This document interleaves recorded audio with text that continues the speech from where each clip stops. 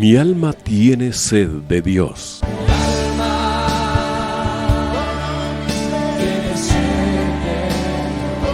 Un espacio que reconforta, alienta y motiva a la luz de la palabra de Dios.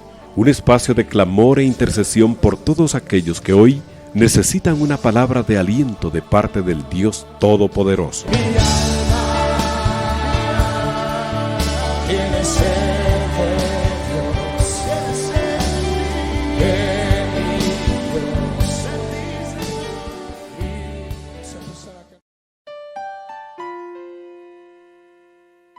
Hermanos, muy buenas noches, que Dios les bendiga. Un gusto poder saludarles en esta oportunidad y bendecirles en el nombre de nuestro Señor Jesucristo. Acá estamos nuevamente con ustedes compartiendo la palabra del Señor. Por modificaciones en la programación de la radio, pues ahora voy a estar con ustedes los días jueves cada 15 días, así que para aquellos que estaban preguntando sobre los estudios que estamos haciendo, pues ahora van a ser el jueves de cada semana y con intervalos de 15 días. Así que muchísimas gracias por siempre la fineza de su sintonía, por estar al pendiente de los estudios que estamos realizando. En esta oportunidad, hermanos, vamos a continuar con el estudio del capítulo 17 del libro de Génesis en la serie La Fe y el Vivir por Fe, que hemos estado desarrollando con la ayuda del Señor, donde estamos estudiando la vida del patriarca, de nuestro padre Abraham, que es el padre en la fe, ¿verdad? Que él es el ejemplo más destacado entre todos los que hay, ¿verdad?, sobre la fe. Entonces, hemos tomado el trayecto de estudiar la vida de nuestro hermano Abraham, del patriarca Abraham, de nuestro padre Abraham en la fe, desde el capítulo 11, parte final, hasta el capítulo 24, que es donde se narra la historia de este patriarca. En el programa que tuvimos la última vez que pudimos interactuar, leímos hasta el capítulo, leímos varios versos del capítulo 17, pero logramos ir profundizando hasta el verso número 2, más o menos. Vamos a continuar, voy a leer un verso y luego vamos a ir meditando. Dice la escritura en el capítulo 17, verso 3. Entonces Abraham se postró sobre su rostro y Dios habló con él, diciendo: He aquí mi pacto es contigo y serás padre de muchedumbre de gentes. Y no se llamará más tu nombre Abraham, sino que será tu nombre Abraham, porque yo te he puesto por padre de muchedumbre de gentes.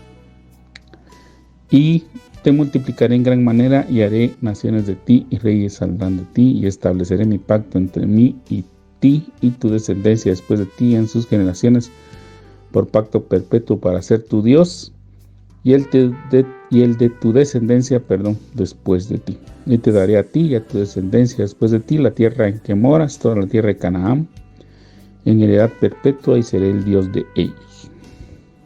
Amén. Bueno, en esta primera parte, amados hermanos, nosotros, o por lo menos hemos llegado a analizar y ver, reflexionar, que nuestro padre Abraham, una de sus características es que tenía temor reverente hacia Dios. Nosotros nunca debemos de olvidar, amados hermanos, que Dios sigue siendo Dios y que es Señor, que es Rey. ¿A qué me refiero con esto? Que en algún momento, amados hermanos, nosotros hemos confundido o hemos perdido la perspectiva de los límites respecto a las facetas que nuestro Dios tiene. Tenemos la gran bendición de ser llamados hijos de Dios. Eso indiscutiblemente, amados hermanos, eso no lo voy a yo a negar, no lo voy a hacer de menos, ni tampoco lo quiero poner a un lado, sino que simple y sencillamente, amados hermanos, lo que yo quisiera resaltar en esta oportunidad es que si bien nosotros fuimos hechos hijos de Dios, nosotros como hijos tenemos que respetar a nuestro Padre, tenemos que honrar a nuestro Padre, tenemos que tener reverencia hacia nuestro Padre. y no olvidar que Él es Dios, ¿verdad? Que es el dueño de todo, es el creador de todas las cosas, que es Señor, ¿verdad? Que es el que Él manda, que Él es el que dispone, que Él es el que ordena, que es Rey, que Él es el que reina, amados hermanos, o sea, que Él es el que tiene la autoridad suprema y fuera de Él no hay nadie más que tenga esa autoridad. Y lo menciono porque hubo un tiempo o hay una temporada aún, aunque ya en menor grado, donde a veces se confundía o se pretendía que nosotros la cristiandad perdiéramos de perspectiva que nuestro Dios sigue siendo Dios y que nuestro Padre es Rey y que nuestro Padre es soberano. Entonces que por el hecho de que era nuestro Padre, nosotros teníamos derecho a hacer lo que se nos viniera en gana, perdón, la expresión tan corriente que estoy utilizando en esta oportunidad, pero no es así. O sea, nuestro Señor, nuestro Padre nos da lineamientos. Nosotros como hijos tenemos que aprender las reglas de la casa. Es cierto que seguramente algunos de nosotros anduvimos en el mundo sin ley, como dice la Escritura, sin un pacto, sin ser parte de ningún pueblo, sin tener alguna normativa, o siempre fuimos rebeldes hacia las normativas, ¿verdad? No nos ajustábamos a las ordenanzas que están establecidas en los reglamentos humanos, pero ahora somos hijos de Dios y una de las características que todo creyente debería tener es el sometimiento a Dios. ¿Y cómo vamos a aprender la obediencia a Dios? Pues leyendo la Escritura, amados hermanos, porque ahí están los mandamientos que Dios estableció, que son las normas de la casa, son normas de conducta. No lo vea usted como un legalismo, como algunos pretenden, ¿verdad? Que leer la Escritura es un legalismo, ¿no? Leer la Escritura es un deleite que el creyente debe tener, porque es la forma en que nosotros aprendemos a conocer a nuestro Padre. Si bien es cierto, la perfección de dicho conocimiento se va a dar cuando estemos con Él por la eternidad. Mientras nuestra estancia en este mundo se realiza, nosotros podemos leer en la Escritura cómo es nuestro Padre, cómo es que Él reacciona, cómo es que Él actúa, qué es lo que le agrada, qué es lo que no le agrada, para que nosotros vayamos corrigiendo nuestra conducta. Y entonces Abraham fue alguien que siempre le mostró reverencia a Dios. Y le mencionaba, y perdona que corté la idea, de que nosotros tuvimos un tiempo donde algunos hombres que predican la palabra hacían ver como que nosotros podíamos de alguna manera obviar el orden de Dios por el hecho de que somos hijos. Entonces, como somos hijos, tenemos derecho a hacer lo que nosotros queremos, y es una idea totalmente equivocada. El ejemplo máximo de ello es nuestro Señor Jesucristo. La Escritura, sin lugar a dudas, deja ver que Él es el Hijo amado. Él recibió testimonio de parte de Dios, de parte del Padre, en el momento de su bautismo. Un testimonio público donde Él dijo: he aquí mi Hijo amado, en quien mi alma se complace, en quien mi alma se deleita, dicen algunas otras versiones. E indiscutiblemente, amados hermanos, Él es el Hijo unigénito de Dios. Como Él no hay otro, ¿verdad? Aunque nosotros a veces queramos presumir que somos los consentidos de Dios, no es cierto. El único que ha agradado al Padre, que ha recibido el testimonio de Él, de que le ha sido de agrado, es Jesucristo, el Verbo, el Hijo de Dios. Fuera de Él, solo veo a Job, pero lo dice el Señor: has visto a mi siervo Job, no dijo mi hijo Job, mi siervo Job.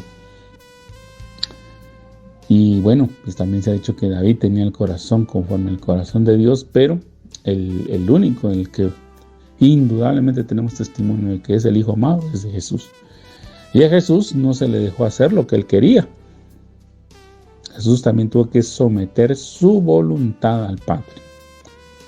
Entonces, amados hermanos, debemos de quitar de nuestro pensamiento que, si bien es cierto, tenemos la bendición, porque es una gran bendición, como repito, no nos estoy despreciando, de ser hijos de Dios, no nos exime de que nos sometamos a Dios. No nos exime para que nosotros hagamos lo que nosotros queramos o lo que nos venga en gana. y obviemos que Dios es Dios, que nuestro Padre es Señor, que nuestro Padre es Rey. Él merece todo el respeto y toda la honra.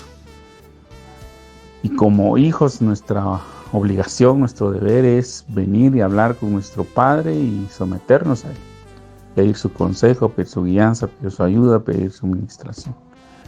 Y esa fue una de las características de Abraham. Es una de las características de Abraham, el respeto y la honra hacia Dios. Aún en medio de procesos difíciles. Porque Abraham vemos que tenía una vida complicada, como usted y como yo, amados hermanos.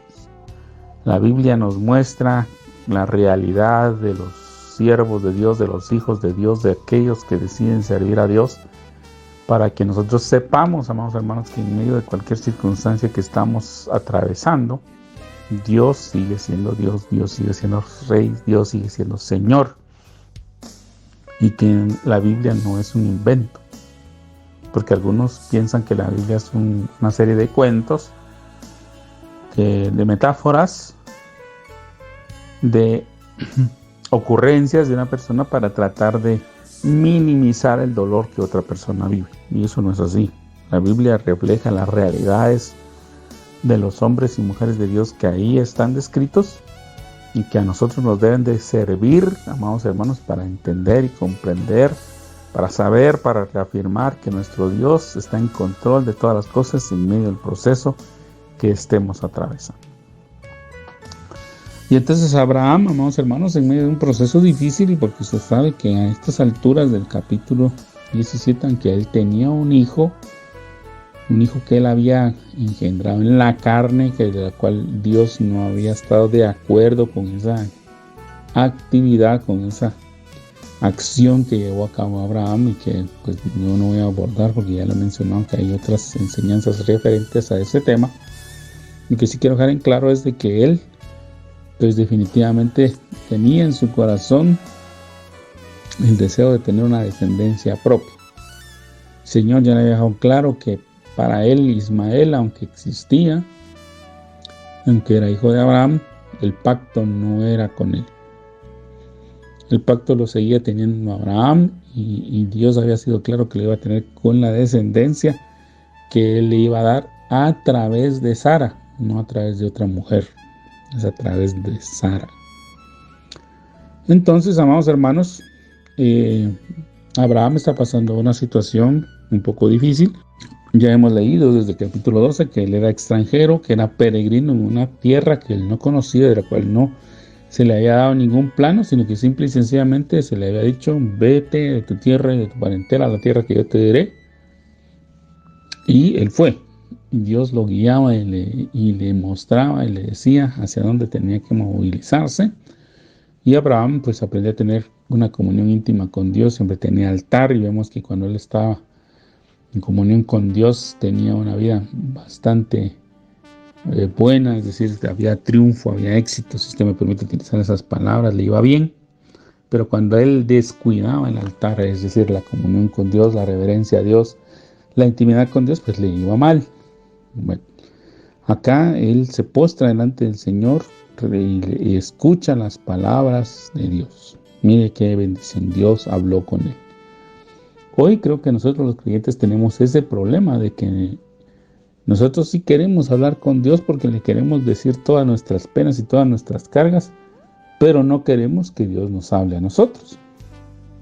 Nosotros a veces vamos con la mentalidad en la iglesia de que nosotros tenemos que ir a descargar ahí toda nuestra ansiedad delante de Dios, irle a pedir, irle a exigir, en algunos casos, como algunos dicen, ir a exigirle a Dios, ir a proclamar, ir a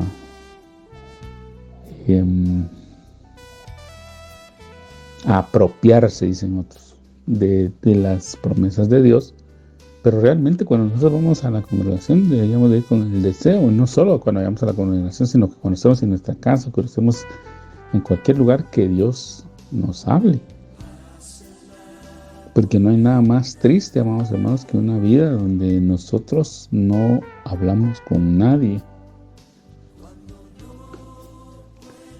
Creo que la tristeza más grande del ser humano debería ser que no habla con Dios, con el creador de todas las cosas, y que Él no solamente quiere ser nuestro creador, sino quiere ser nuestro Dios, quiere ser nuestro Señor, quiere ser nuestro Rey, sí, pero también quiere ser nuestro Padre.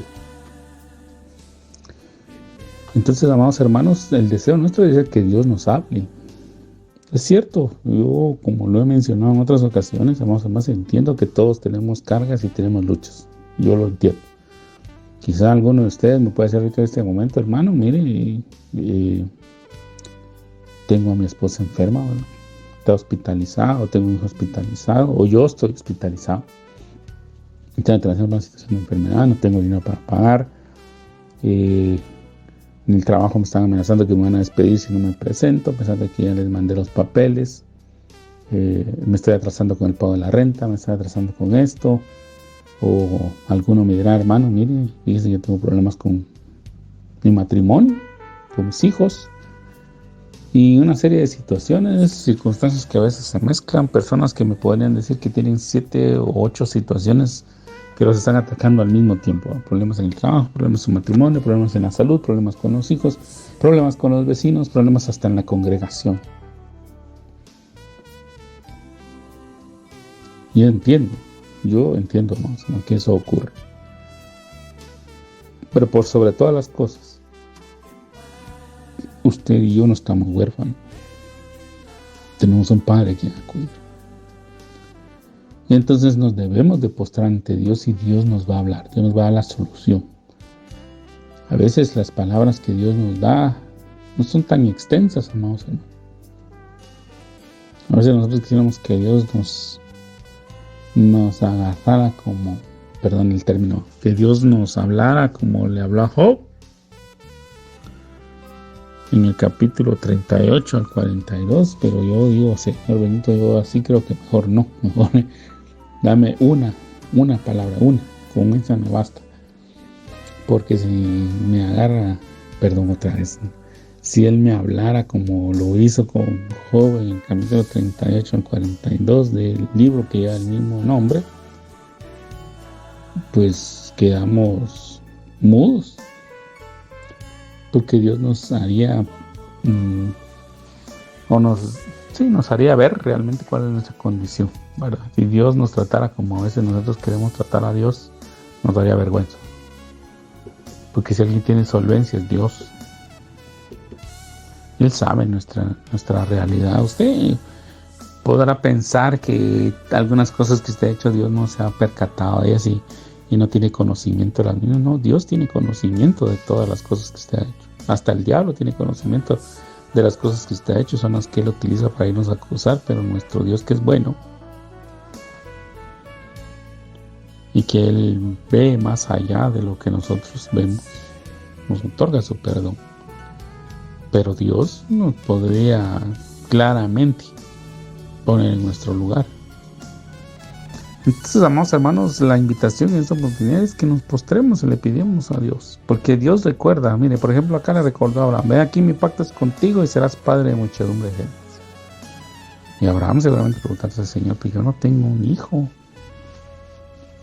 O sea, el hijo que tuve y que no es con mi esposa Sara, pues tú no lo consideras hijo mío. No es con él con el que quieres establecer el pacto. Y Sara pues ya está grande, y yo también. Los dos ya estamos viejitos.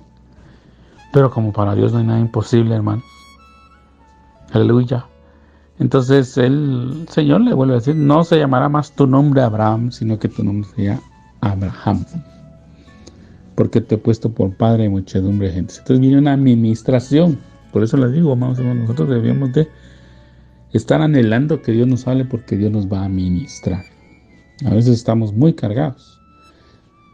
En las congregaciones, amados hermanos, hace más o menos ya por ahí, por los años 80, 85, empezó a aclararse o a enseñarse que en las congregaciones debe haber un departamento de administración y consejería. La administración, pues obviamente también se requiere para tratar problemas espirituales, ¿verdad? Problemas que toda persona trae, a veces heredados, otras veces porque ha adquirido sus problemas en el trayecto de su vida, y son costumbres y situaciones que no son agradables a Dios y que se necesita ayuda para salir. Para eso está el departamento de administración y obviamente consejería, porque conforme a la escritura, conforme a la sabiduría y guianza que Dios da, se debe aconsejar al pueblo de Dios, no en base a lo que el ministro cree, sino que en base a lo que la escritura manda.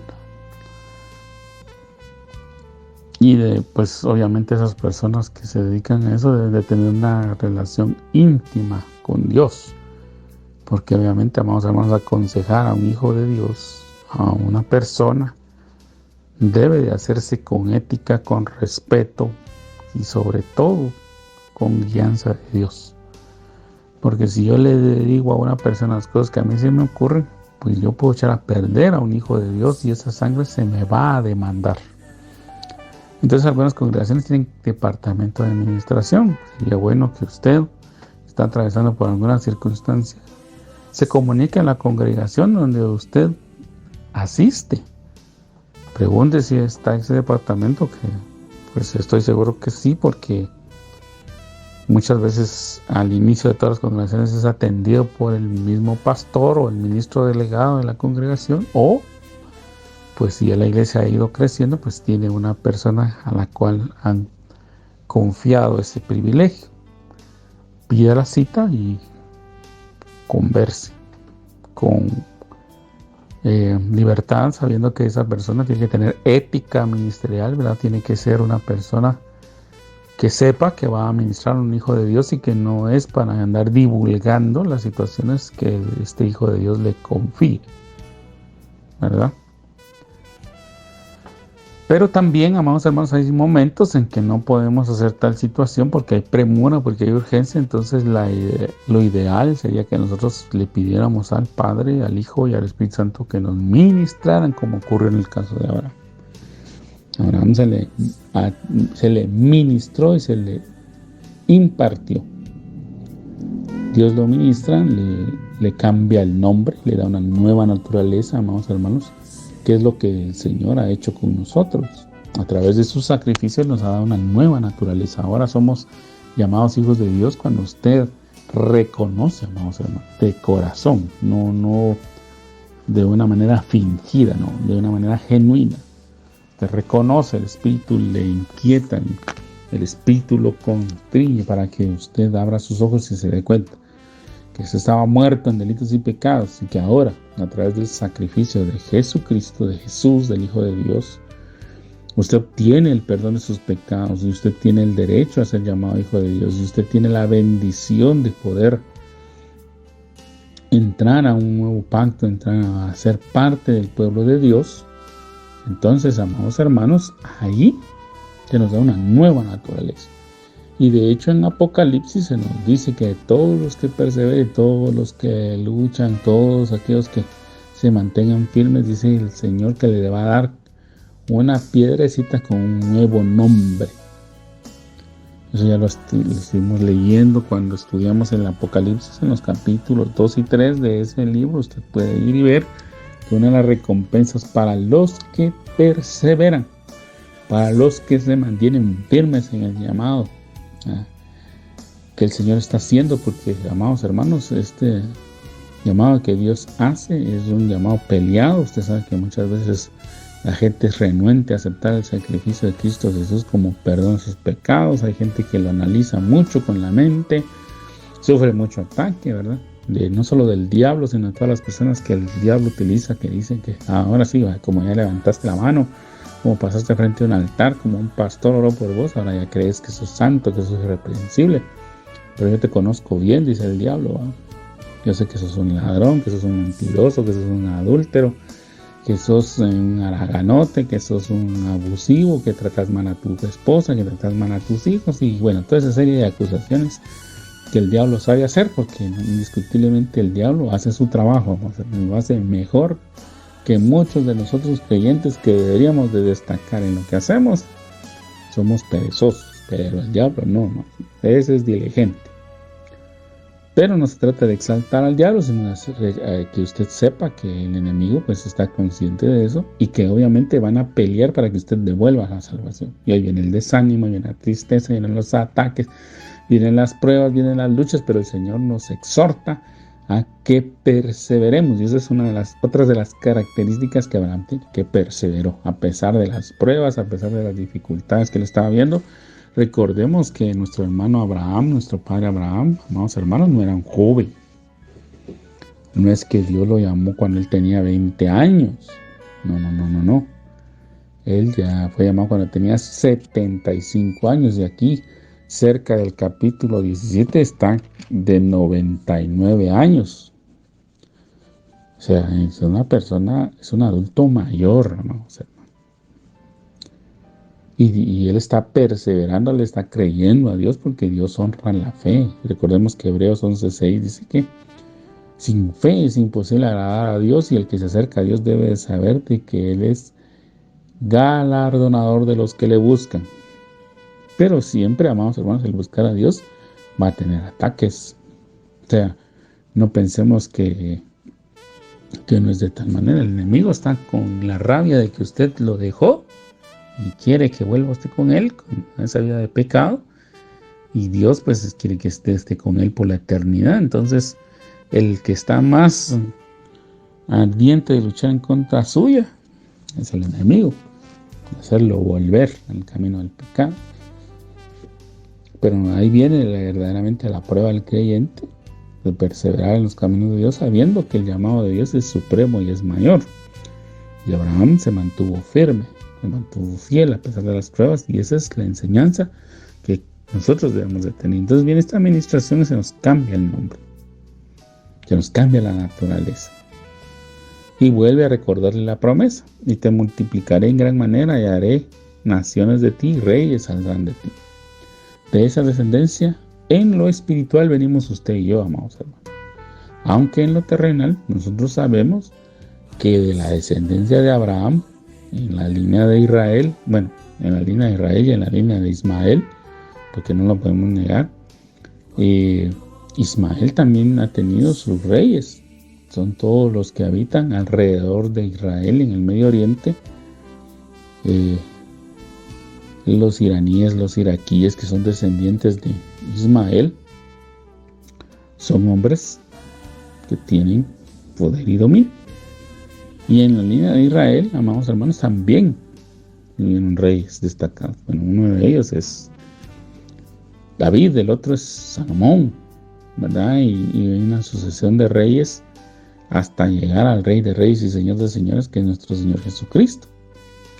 Pero también de esa línea estamos usted y yo en lo espiritual, porque el Señor en Apocalipsis, ya lo hemos visto, Apocalipsis 5:9, si no me falla la memoria, dice que el Señor nos ha hecho reyes y sacerdotes para nuestro Dios.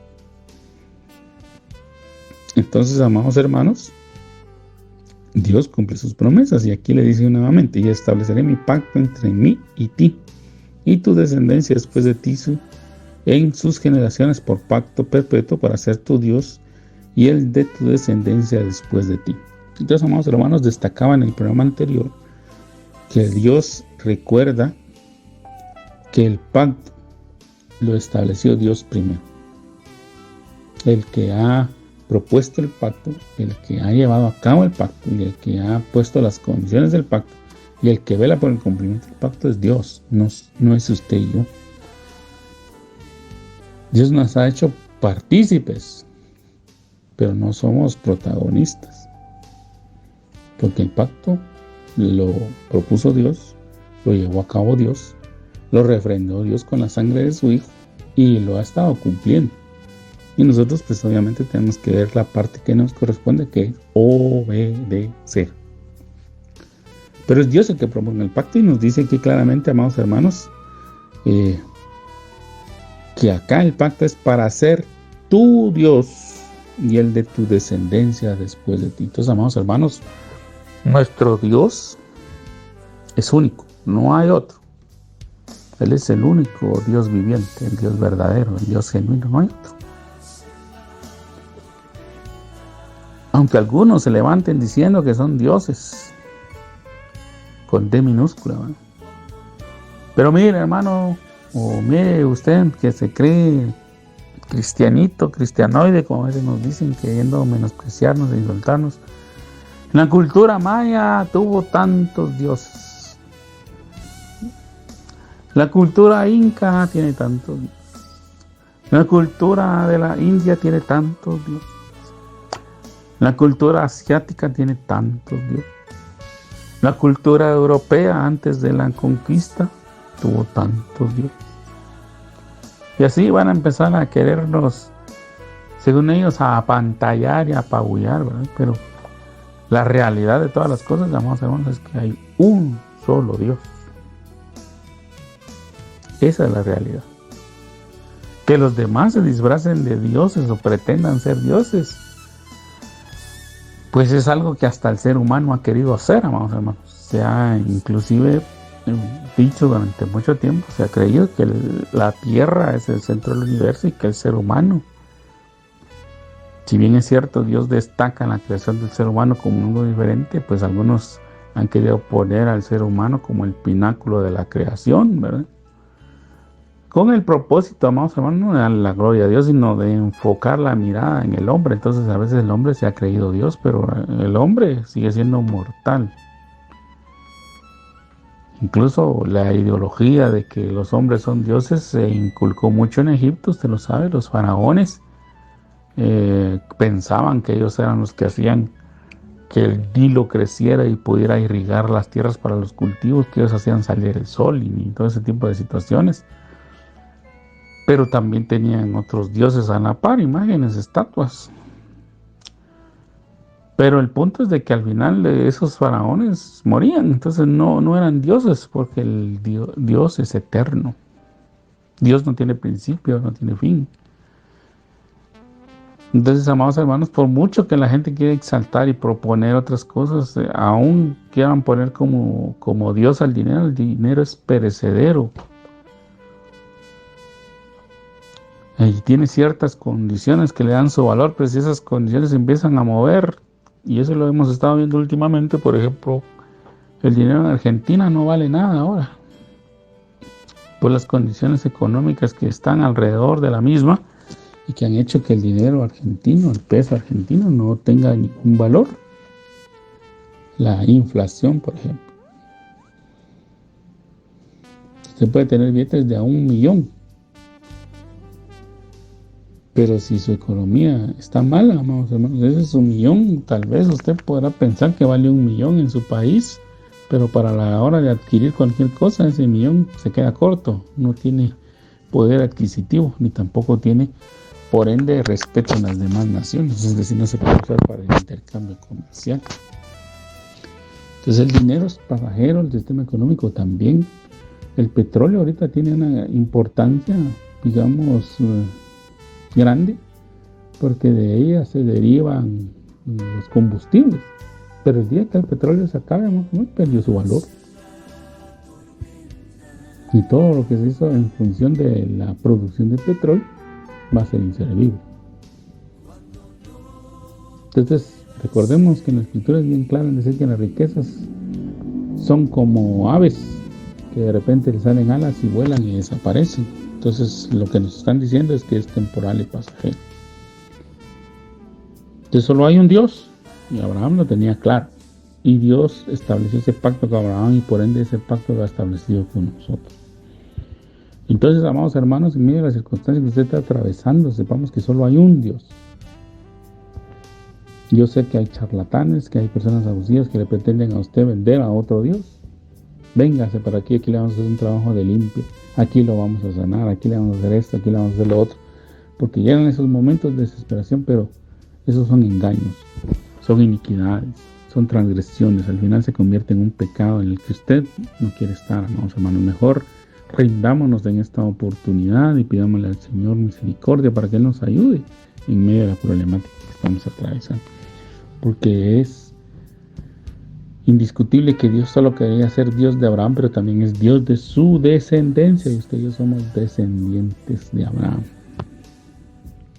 Luego se nos da una promesa: y te daré a ti y a tu descendencia después de ti la tierra en que moras, toda la tierra de Canaán en heredad perpetua, y seré el Dios de ellos. Es decir, que Dios vuelve a afirmar la promesa que está haciendo, y está diciendo que va a haber fiel cumplimiento de lo que Él promete. Amados hermanos, cuando Dios promete, Él cumple. Hermano, pero es que a mí me urge. Ese es el asunto. Nosotros debemos de tener paciencia. Porque Dios, amados hermanos, es Rey, es soberano, es Dios. Y Él va a cumplir su promesa.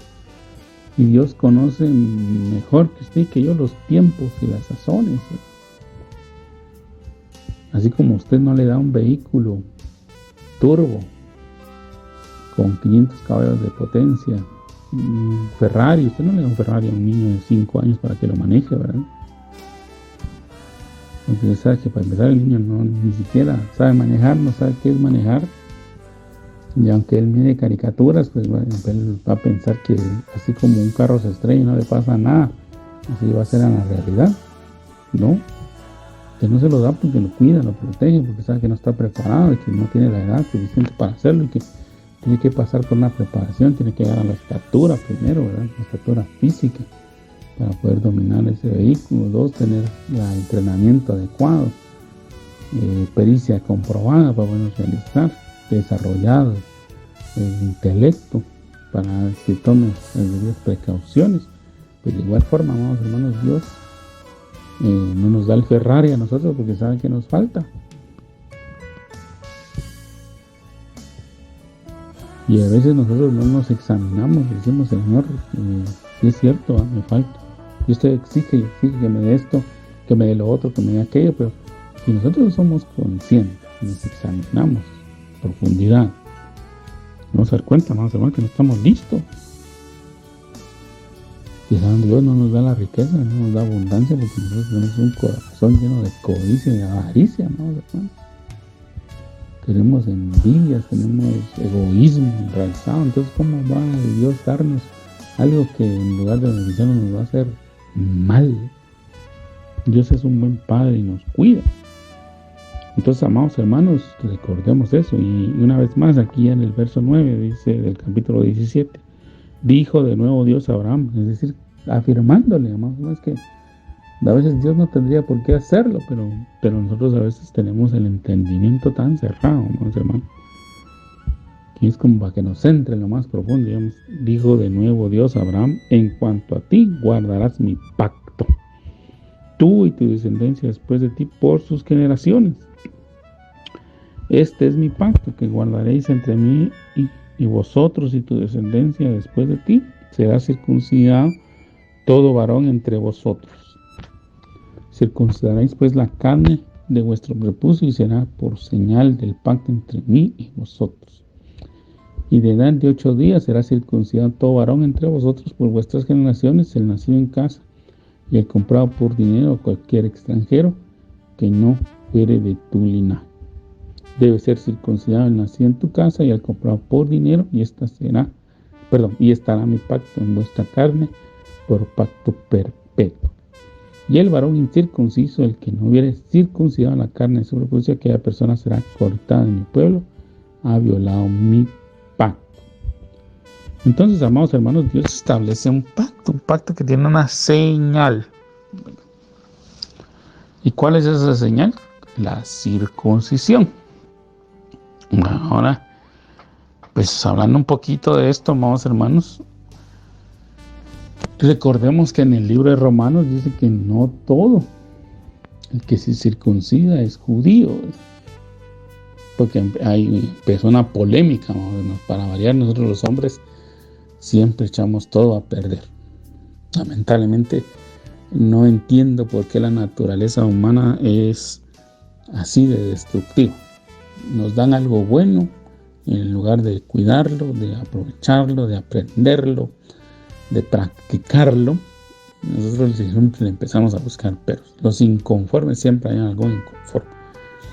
Entonces, amados hermanos, vino una parte de la población del descendiente de Abraham que empezó a exaltar la circuncisión. Y entonces para ellos era más importante la circuncisión. Y si te circuncidas, sos del pueblo de Dios, y si no te circuncidas, no sos del pueblo de Dios. Y otros diciendo que no había que circuncidarse, que por qué había que circuncidarse, que tal vez era una ocurrencia de alguien, ¿verdad? Pero porque no se quería someter al procedimiento, porque vamos a ver, el procedimiento en un adulto es doloroso, en un niño también, pero el niño tiene la ventaja de que precisamente por estar su cuerpo en desarrollo, en etapa evolutiva, amados hermanos, entonces ese dolor cesa con prontitud y recibe sanidad.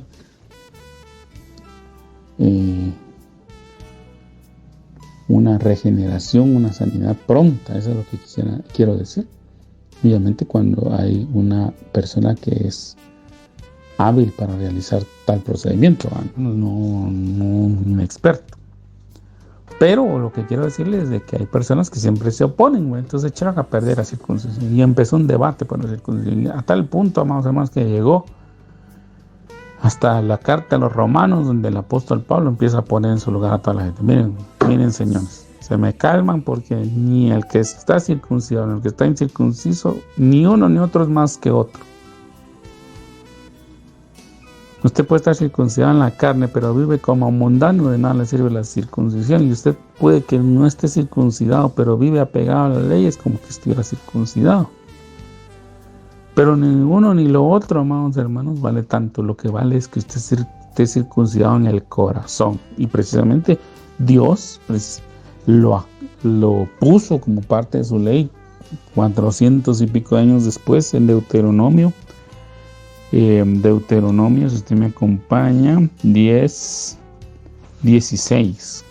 Si usted lo anota ahí, tal vez no tiene la Biblia a la mano, pero si usted lo busca, Dios dice: circuncidad pues el prepucio de vuestro corazón y no endurezcáis más vuestra cerviz. Porque Jehová vuestro Dios es Dios de dioses y Señor de señores, Dios grande, poderoso y temible, que no hace acepción de personas ni toma cohecho, que hace justicia al huérfano y a la viuda, que ama también al extranjero dándole pan y vestido. Entonces, amados hermanos, lo voy a dejar hasta ahí en esa lectura que estaba haciendo de Deuteronomio, pero Dios lo que aclara es que lo que hay que circuncidar es el corazón. O sea, el pacto sí había una señal física, pero era una señal, no era lo más importante ahí era mostrar el sometimiento y la obediencia a Dios. Por eso le digo, el significado de la circuncisión es más profundo de lo que muchos lo tomaron. Algunos dijeron: bueno, porque yo estoy circuncidado en mi cuerpo, yo soy el non plus ultra y voy a vivir como se me pegue la gana. No, era una señal por fuera que tendría que haber mostrado una actitud por dentro, ¿verdad? Y por eso ahora usted me dirá: entonces, hermano, nos tenemos que circuncidar. No, tranquilo, hermano, no, tampoco, no se me vaya a los extremos. Médicamente sí es sano hacer ese procedimiento. Consulte a su doctor. Pero en Colosenses, luego el Señor nos habla claramente en Colosenses 2, verso 11. Colosenses capítulo 2, verso 11 dice: y en él también fuisteis circuncidados con circuncisión no hecha a mano, al echar de vosotros el cuerpo pecaminoso carnal en la circuncisión de Cristo, sepultados con él en el bautismo, en el cual fuisteis también resucitados con él mediante la fe en el poder de Dios que le levantó de los muertos. Y a vosotros, estando muertos en pecados y en la incircuncisión de vuestra carne, os dio vida juntamente con él, perdonándoos todos los pecados. Aleluya. Entonces, hermanos, nosotros en Cristo ya estamos circuncidados, con la circuncisión no hecha de manos, sino con la circuncisión que Dios hace. Pero enfatizo, el significado de la circuncisión va mucho más allá. Y ahora nosotros debemos circuncidar la carne, la carnalidad que quiere dominar nuestro corazón. Eso es lo que Dios quiere, para que nosotros tengamos un corazón entregado a Él, que ya no nos llame la atención lo que el mundo ofrece, que es lo que Juan, la primera carta del apóstol Juan, nos vuelve a enfatizar, amados hermanos, que no vayamos en pos de las cosas del mundo, sino que vayamos en pos de aquello que a Dios le agrada. Y, amados hermanos, definitivamente aquel que no se circuncida, es decir, que no aparta de él la carnalidad, pues sí es echado fuera, amados hermanos. Ahí sí, indiscutiblemente, porque está jugando al cristianismo. Yo no puedo decir que soy creyente y seguir practicando todo aquello que el mundo hace. Definitivamente no, amados hermanos. Se espera que haya un cambio genuino de vida. Por eso dice el escritor: el que robaba no robe más, sino que trabaje, ¿verdad? El que lamentablemente a veces se deja dominar por la pereza, vamos hermanos, que se despoje de él, que trabaje, que ponga a funcionar los dones, talentos y capacidades que Dios le ha dado a las personas. Hay personas que indiscutiblemente tienen una fuerza física extraordinaria que puede servir para hacer muchas cosas, y hay otras personas que tienen un desarrollo intelectual que también es útil para las muchas actividades que hay que realizar. Entonces, amados hermanos, Dios nos quiere productivos. Entonces debemos de dejar por un lado toda esa forma de pecado, porque definitivamente eso a Dios no le agrada. Por eso yo le repito, amados hermanos, que debemos de quitar de nuestra mente ese pensamiento que el vivir por fe es quedarme yo de brazos cruzados en mi casa y decir, bueno, aquí me voy a quedar yo leyendo mi Biblia o cantando unos cantos, y Dios me va a traer aquí la comida, y Dios me va a traer aquí el dinero. Y pues seguramente, amados hermanos, en algún momento alguna persona tiene una experiencia de esas, ¿verdad? Seguramente los que están llamados a ministrar a tiempo completo, pero son los que tienen ese llamado, amados hermanos, son pocos, no son todos, ¿verdad? Pero hay personas que dicen, no, ahora me voy a quedar en mi casa y voy a leer la Biblia y voy a cantar y voy a adorar a Dios y Dios me va a traer aquí lo que necesito. Pero ni se quedan bien, ni se quedan leyendo la Biblia, ni se quedan adorando a Dios, sino que a veces se quedan viendo televisión, a veces se quedan durmiendo, se quedan pereceando, diciendo que los están persiguiendo y que los están acosando y que esto y que el otro. Cuando lo que tienen es pereza, amados hermanos. Cuando lo que quieren es vivir de las ofrendas que los hermanos dan. Y la Escritura dice claramente que la iglesia tiene la posibilidad de ayudar. Claro que sí, pero a las viudas que tengan un buen testimonio y que sean mayores de 60 años. Y que obviamente sus hijos, está comprobado que sus hijos no los pueden sostener. Pero no, la iglesia no va a sostener a jóvenes de 15, 14, 13, 12 años que no quieren ni estudiar, no quieren ni ser obedientes, que no se quieren pasear, que no quieren aprender, que no quieren hacer nada, que no quieren ni siquiera barrer en su casa. Ese tipo de cosas Dios no las tolera. Porque una cosa es que usted quiera trabajar y no pueda por algún impedimento físico, que eso ya lo dejamos fuera, ¿verdad?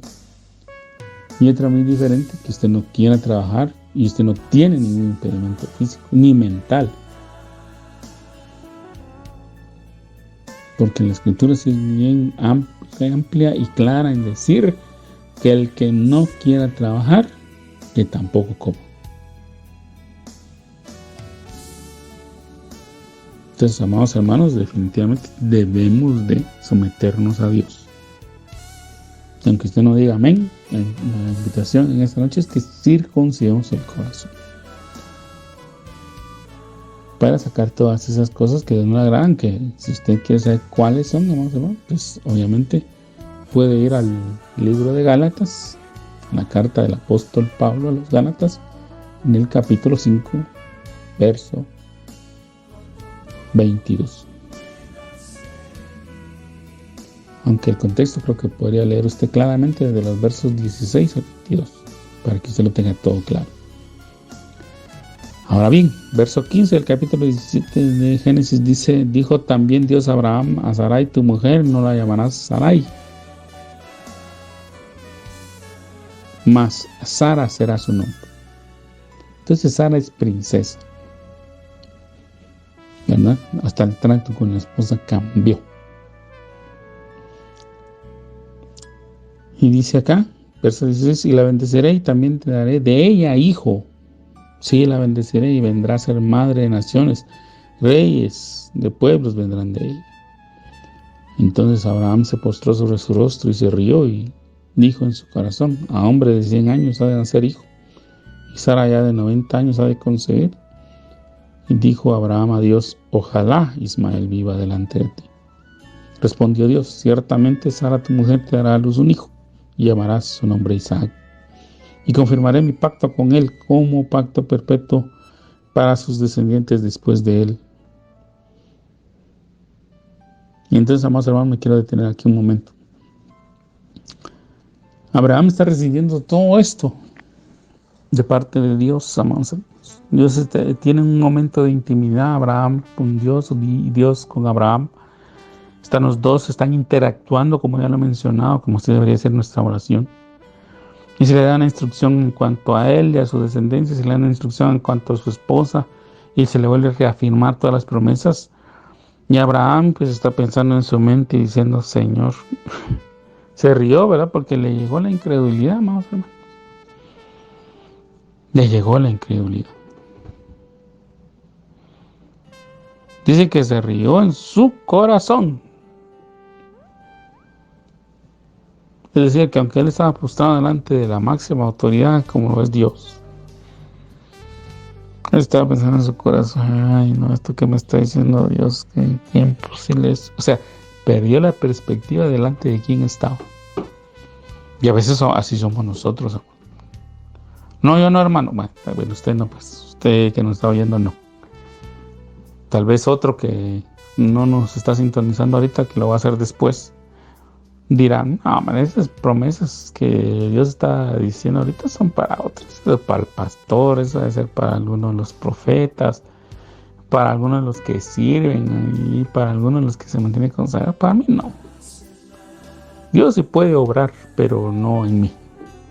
Hermano, perdone, pero Dios es Dios. Por eso le digo, a veces nos perdemos la perspectiva y nosotros decimos, no. Sí, Dios sí puede bendecir, pero a otro, hermano. A mí no. Yo soy la oveja negra. Yo soy alguien que no merece la bendición. Mi hermano, yo estoy de acuerdo con usted, no merecemos la bendición. Porque yo a veces me he puesto a pensar en eso y digo, sí, Señor, no lo merecía, pero a Él le dio la gana. Porque Él es Dios, porque Él es Señor, porque Él tiene el poder y Él tiene la autoridad. Y no es de Dios, no depende de que usted quiera o no quiera, sino que a Él se le dé la gana. Y Él se le dio la gana escoger a Abraham de 75 años y a los 99 le está confirmando que va a tener un hijo. Médicamente, imposible. La Biblia es bien clara en darnos los detalles de que no se podía. Los dos eran ya adultos mayores. A Sara ya le había cesado la costumbre de las mujeres. Entonces, obviamente, amados hermanos, la matriz de Sara estaba seca. Era imposible de fecundar. No habían métodos de fertilización in vitro, ni el Señor no había permitido que usaran vientres de alquiler. Porque el Señor, pues Abraham aquí cuando está riendo se dice, bueno, ojalá bendiga a Ismael, porque Ismael por lo menos ya me nació. Que esas promesas que Dios les da, mejor las se compran a Ismael, porque yo por lo menos ya había Ismael, ya sé que ahí está, ¿verdad? Porque él ya nació, ya tiene cerca de 12 años por ahí, 11 años tal vez, ya tenía Ismael. A él ya lo estoy viendo. No es hijo de Sara, pero ahí no estoy viendo. En cambio, Sara ya no puede. Pero Dios le afirma y le hace ver, mira, yo sé lo que estás pensando y de una vez te digo, Sara te va a dar un hijo. Y le vas a poner Isaac. Isaac significa risa. Es decir, para que te acuerdes de que ahorita estás dudando y que te estás riendo, pensando que lo que te estoy ofreciendo es imposible de realizar, como dice Jeremías 33.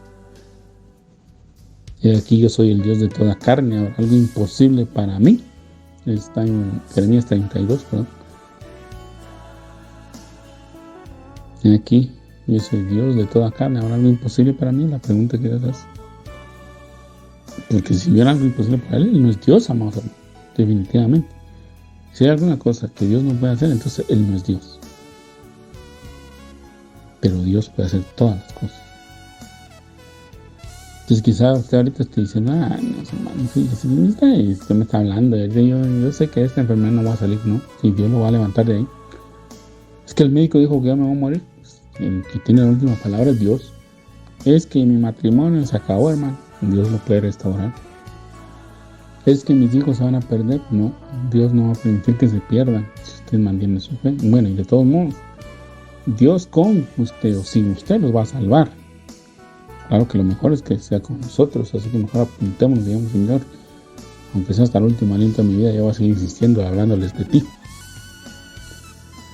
Pero Dios es todopoderoso, hermanos. Y entonces me dijo, ciertamente Sara, tu mujer te va a dar un hijo. Y vas a poner por nombre Isaac, porque te acuerdes, ¿no? Que te acuerdes que ahorita te estás riendo de mí, pero cuando lo tengas, te vas a reír, pero del gozo de saber que yo cumplí lo que te estoy ofreciendo. Y para que te acuerdes que dudaste de mí y yo te lo voy a cumplir. En cuanto a Ismael, yo te he oído, lo voy a bendecir, lo voy a fructificar, lo voy a multiplicar, voy a sacar 12 príncipes de él, haré de él una gran nación, pero yo, la decisión, la determinación de Dios, mas yo estableceré mi pacto con Isaac, el que Sara te dará luz por este tiempo el año que viene.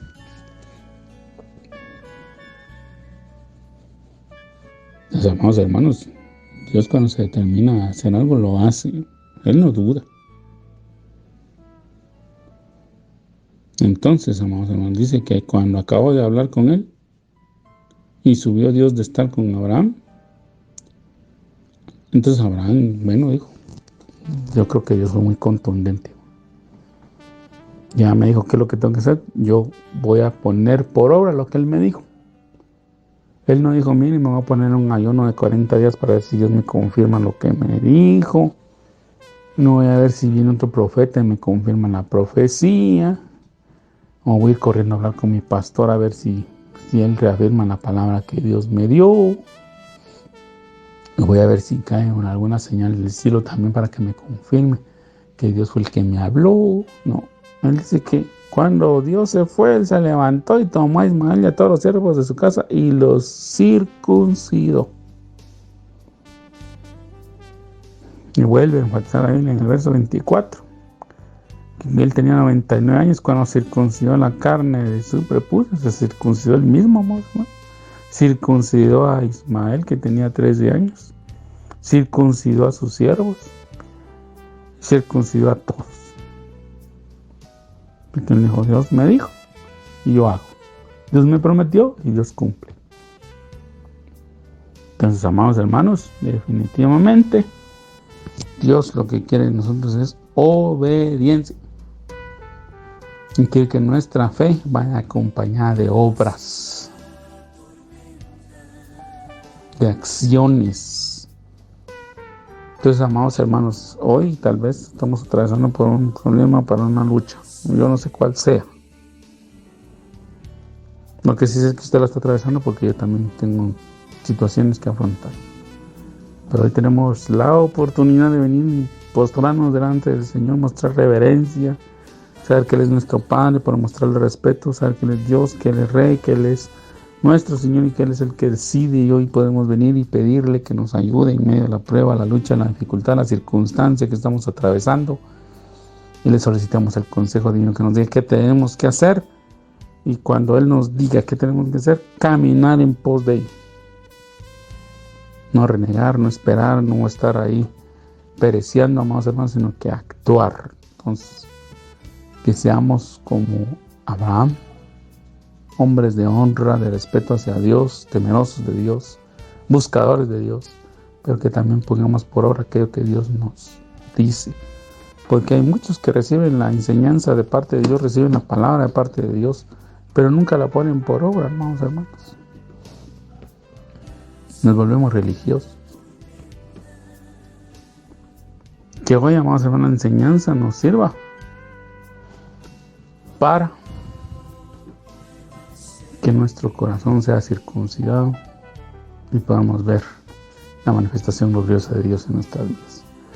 Que el Señor le guarde, que el Señor le bendiga. Muchísimas gracias por habernos acompañado en esta oportunidad. Recuerdes que ahora estamos los jueves de cada semana en intervalos de 15 días entre programas para continuar con el estudio de la palabra del Señor.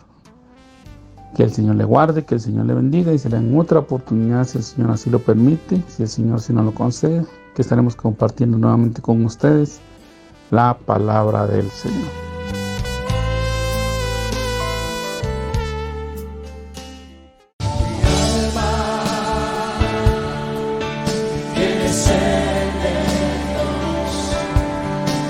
Hemos presentado Mi alma tiene sed de Dios.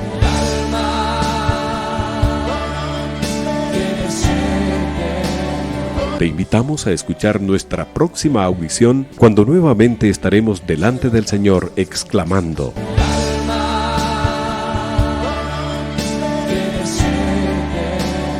Mi alma tiene sed de Dios.